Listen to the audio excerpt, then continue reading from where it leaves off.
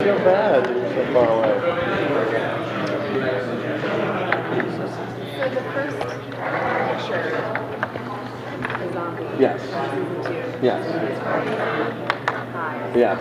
I'm wondering if you made any changes or tweaks to makeup. Well, we designed 4 new sets of contact lenses because last year there were some of the lenses that we had were really red, and I thought that a couple of the zombies looked a little too bloodshot-eyed, for me. So we did a lot more kind of yellow. I really took the idea that it was like a rotted egg. Like the idea that zombies walking around, their eyes are cooking in the sun because they don't really, like, there's not enough moisture. So we designed a whole bunch of different looks. And that picture, the girl's name was Ashley. She was really great looking. I mean, a lot of the people we picked in Zombie School had really big eyes. So when you put the lenses in, they just kind of looked a little spooky. And Gene Page, the still photographer, took this really cool, like, wide-angle lens shot of her face. So her eyes looked like this big. And it was funny because, like, the next day, people were like, "Oh my God, the eyes are CG and they're enhanced." And no, they were just new contact lenses. I think he has a set of them as well. So it was just something that we just wanted to do to again, up the ante. When we wrapped season 2, I made a little list of do's and don'ts when we finished season 1, things that I wanted to try to do. One of the things too was even just the teeth. We made those custom dentures that fit on the outside of everyone's teeth to make them look more skull-like. So what we did was we made really simple latex prosthetics. Instead of making them out of hard dental acrylic that had to clip in, we just put them on the face and then put the prosthetic pieces around them. So we get a lot more of that kind of grinning skull teeth that I thought was really effective, and it's kind of the signature of the show. So it was fun. I mean, it was really cool to be able to watch the show and go, okay, this is what we can improve on. I mean, I think the makeups this year are better than last year. And considering we got nominated for an Emmy Award for Best Makeup, I'm really proud of that. So I want fans to go to watch the show and go, oh my God, they look cooler this year than they did.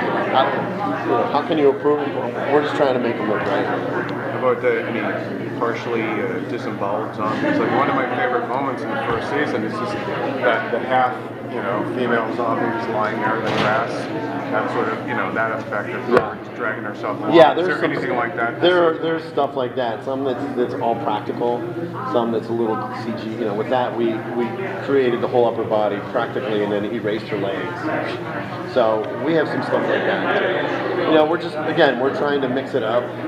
Even there was one shot in the pilot of a close-up of the zombie, and she turns to camera, and she had a big wound on her side of her face. And I remember looking at that shot and thinking, it's kind of cool, but she's not dead enough. She doesn't look dead enough. So we sculpted a whole bunch of pieces, prosthetic pieces, to make the eyes look like they're sunken in. So every zombie, we're sort of trying to augment it a little more, especially since they should look like they're still starving. And we picked a whole slew of new people we picked a lot of people that were really, really gaunt looking. I'm really I get into a lot of fights and arguments with people because I want to try to keep the visual aesthetic of the zombies a specific way. So. Greg, did the heat and humidity factor anything into the makeup at all? It does, because a lot of times, especially, this season, there's, even in the promo that you guys all saw, the opening scene of the promo where Shane's running up the street and there's zombies pursuing him. We spent like a day shooting that sequence, and after the zombies are up and down that hill 30 times and it's 100 degrees, they're literally like... So it's challenging to go in and continually touch them up. So you have to understand how the shots are going to be done, a lot of wide stuff, and we did for the mid-ground people. I couldn't put masks on anybody that day because they would literally die. So we just painted, we did like airbrush makeup and spattered blood and stuff on them. Does that force you guys to do more shoots in the morning and in the nighttime? We don't have that luxury because our shoot day is we got to get X number of pages done per day. So what luxury?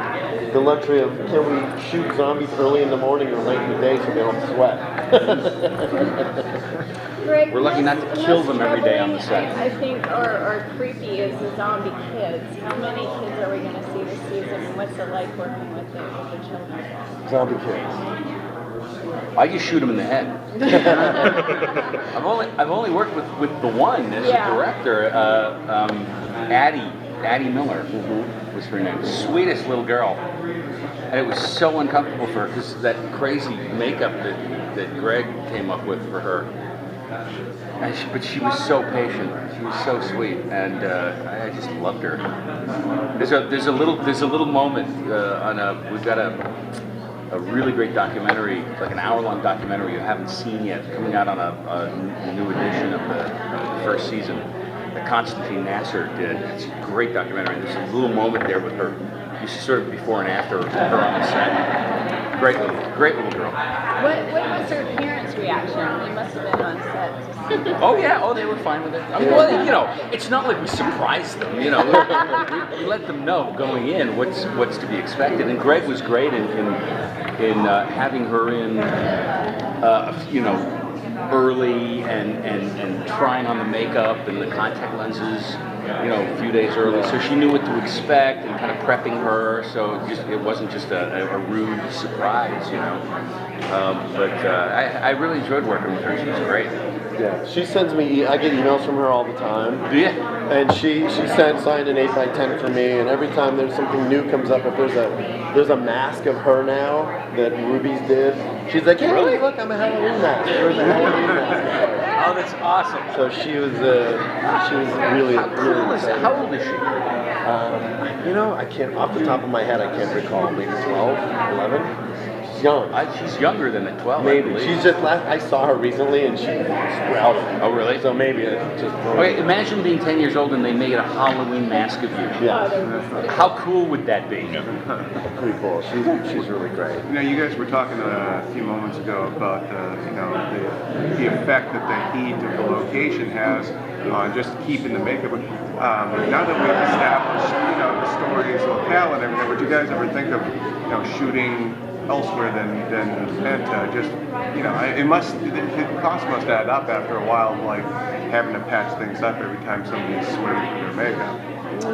I wouldn't say that really has a lot of factor to it. I mean, we you know, like Frank said before, you know, the story was set in Atlanta and started there, and you know, we're a lot more rural this year, so theoretically we could be anywhere. But you know, I mean, I have a great crew of people with me, and we kind of, it's like we just jump in. There's a crowd of 30 zombies, and we know we're shooting them.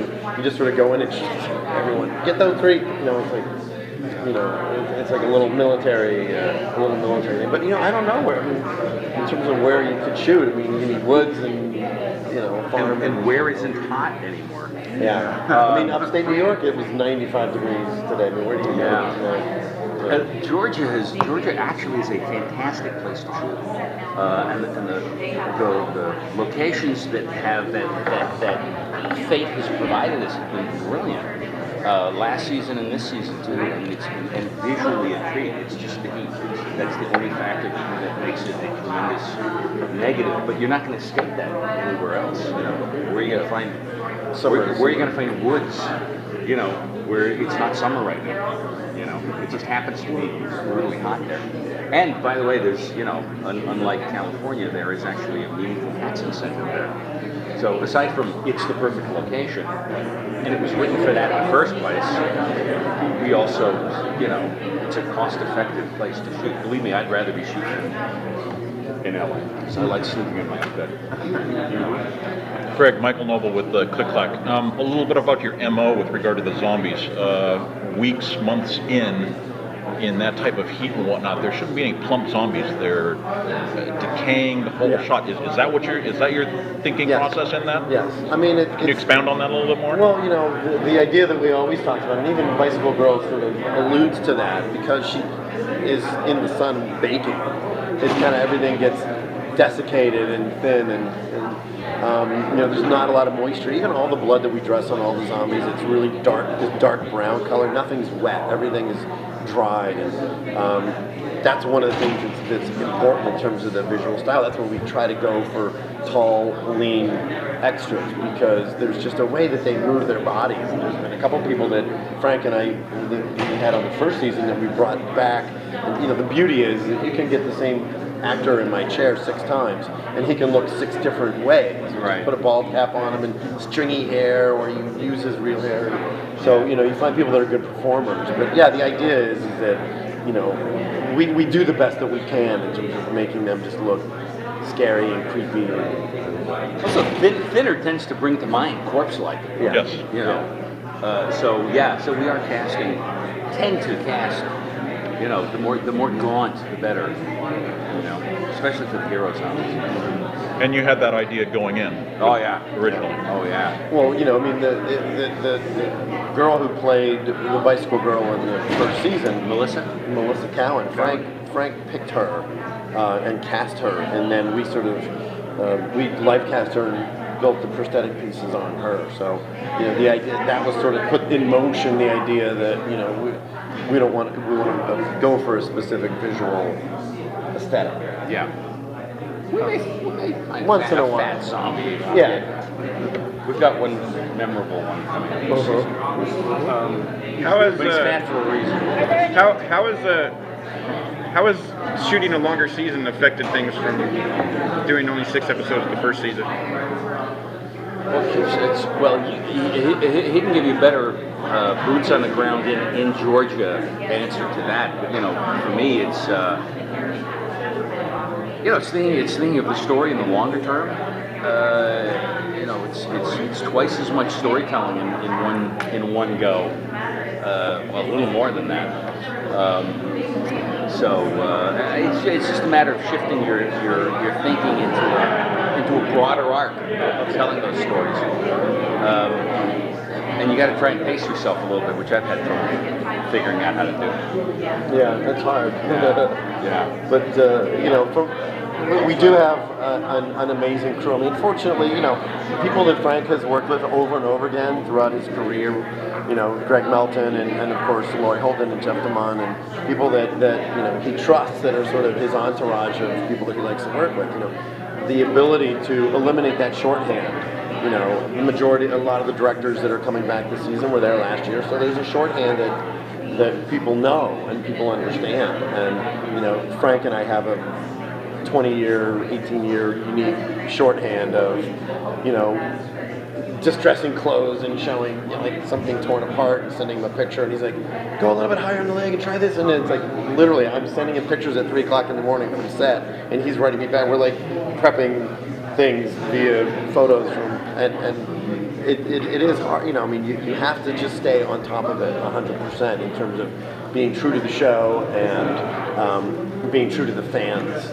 You know, so you have the dramatic aspect of the character arcs, and then you have what the fans are going to expect, and then you have the gore aspects of it. So it's a really delicate ballet that you know that everybody has to do, and it starts with the writers and the story arc. Speaking of writers, Frank, are Joe Hill and Stephen King teaming up, still teaming up for the next I'm hoping that's going to work out for a 3rd season. You know, by the time they got freed up this year, it's like, okay, we're already we're in the final, you know, marathon push to actually get those last 5 scripts in. So you know, to try and start with scratch from them on a script with them, I was like, those writers were already signed you know, their things, and we got to get them written like soon. No, They gotta start writing. They gotta start writing this week. But what was amazing was I got the first 7 scripts like in a weekend, and I read them all at one time. And for 4 days, I would look at my kids differently. And literally, it was the weirdest thing, and I could never put my finger up. And I just kept thinking, you know, like someone was talking about earlier, what would you do if zombie apocalypse? And I just kept thinking, am I prepared if something horrible happened, and how would we deal? How would I protect myself? That the scripts just literally dug into me and made me feel that way, where I would look at my kids playing and watching SpongeBob and thinking, do I have enough canned food in the house?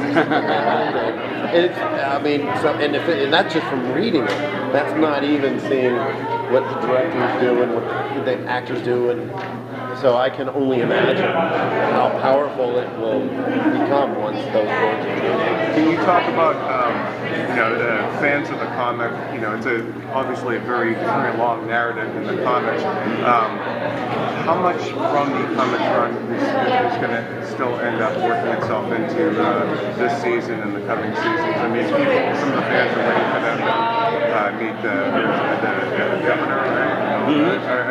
How far are we? Is that ever going to happen? Are we going to see it? Oh, it will happen. It won't happen this year, but it will happen. Yeah, definitely. Now, this year we're dealing with Herschel. This is Herschel's year. Nice. The farm will get some, But I think Governor might be very soon. Nice. Yeah. Awesome. Yeah. Thank you. Thanks, guys. Thank you.